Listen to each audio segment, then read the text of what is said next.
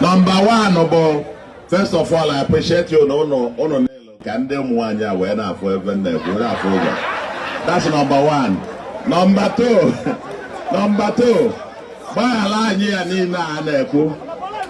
The name and land grabbing, I have Bagalogofa. The name and I watch a pocket to them, maybe I have Bagalogofa. Now, I'm a Mabo no nature.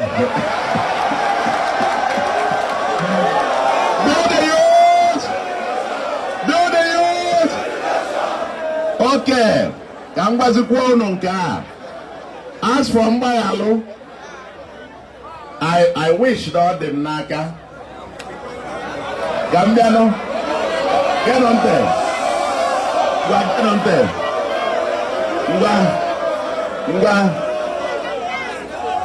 Okay.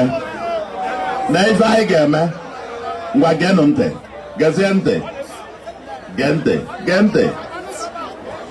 Gente, I know in a partnership kita.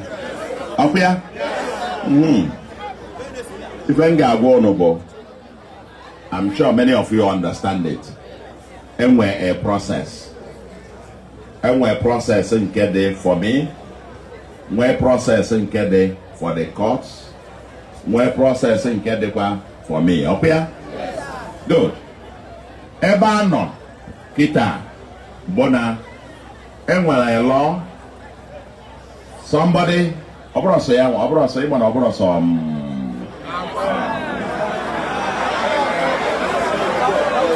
gente ono moya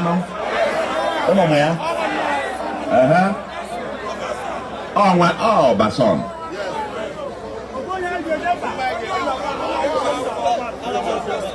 Gambazi, Edanya, Gamonto, Gamon,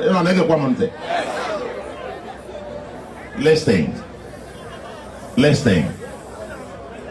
Ono manam bialeba, I bialeba as a reception thing. Up here, Mana, you know me and I know you. I don't make woko very also. I will tell you as it is. When somebody say no, never a jemba. Obolo no this kind of mindset. Agwange na onya in the kumakia maybe still a lot of our youths. Upon on no but when agwaye. It may be still umuaka. Maybe see a lot of our youths and ruin many lives. It's a lie. Deceiving children, deceiving people, scamming people. And I got but alo. It was alo, imagine it's not alo. It was the alo, you work with the oku, the mbayalo. Macabo na ichayarelo. You make woku mbayalo. And I said, no, if India, which means in Atwanya, India may do it. I said, no, if I would have to a call bad. I would have to a call bad.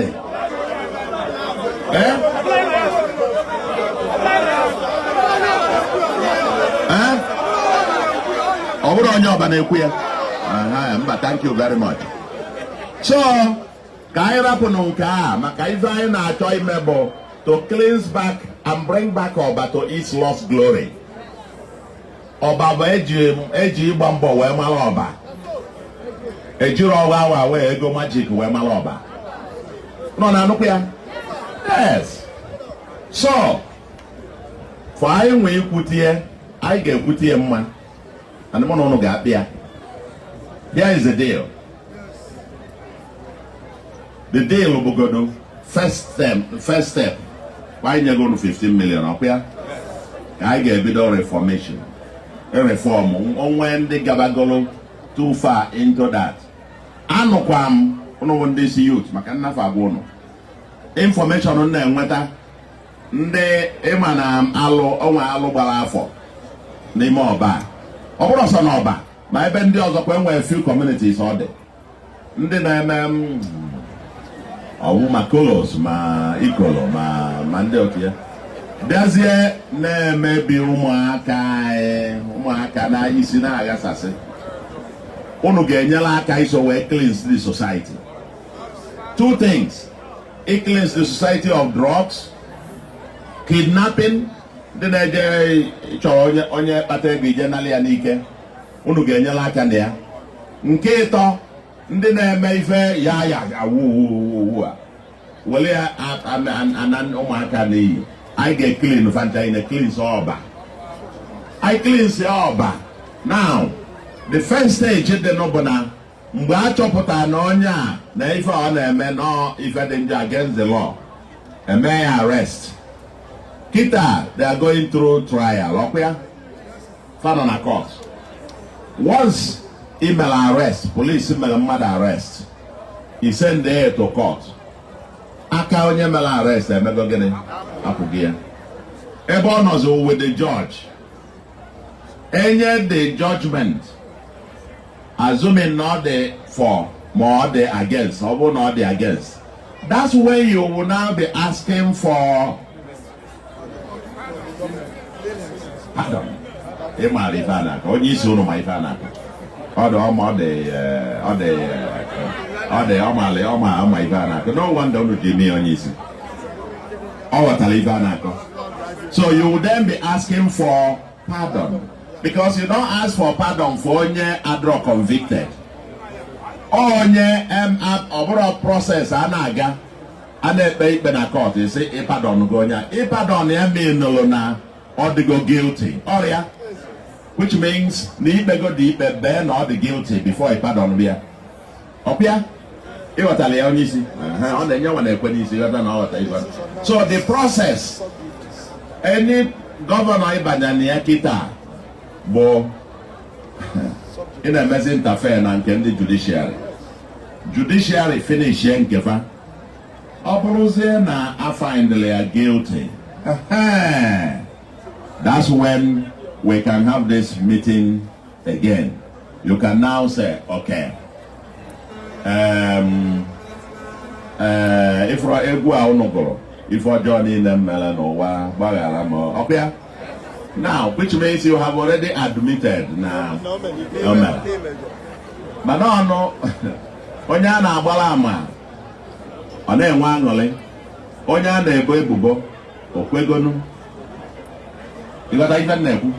Onye a na-ebo ebubo mego gịnị? Okwego. I don't know if you get my point. Inu ka ntụ, inu Igbo ka ntụ.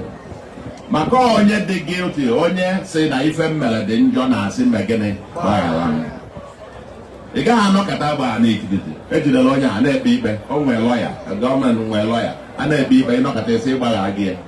Amara m na aghọtago mgbe a ka ị ga-asọ ọnwụ na mmehie adịrọ gbaghara amadị. Ma nọọ ị gaghị agbaghara na onye a convict bịara. What if ọnwụ na court mesịa sị na ọ dịrọ guilty, isi na ịgbaghara gị. Isi na ịgbaghara, which means na ọ dịbụ guilty. Amara m ma ndị mmadụ na-aghọta ife na-ekwu. I can hear you telling me. So, if I get a member Davi Bebe ọsịsọ, ọpịa, obezi ọsọ, then Ezu ụzụ n'ọba. Amakwa m ichiri echikọ ala ya sị ezu ụzụ n'ọba. Nke ndị youth. Ezu ụzụ na nke ndị youth.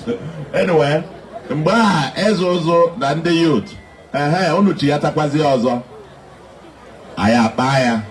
Mgbe a unu ga-ekwuzi ya, aga m host ụmụ unu na government house, na light house ana Ọka. Ụlọ na-anụkwu ya. Unu abịazie anyị akpa maka ya. Bọ.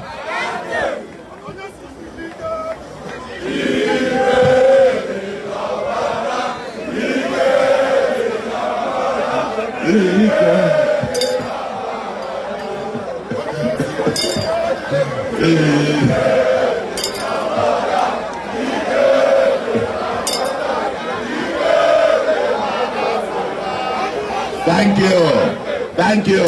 So, Oba youth, bueno. Akwa unu na anugo ife aiko. That's good. So, thank you, Omo Adoba, ekede mo na ebote. Thank you very much.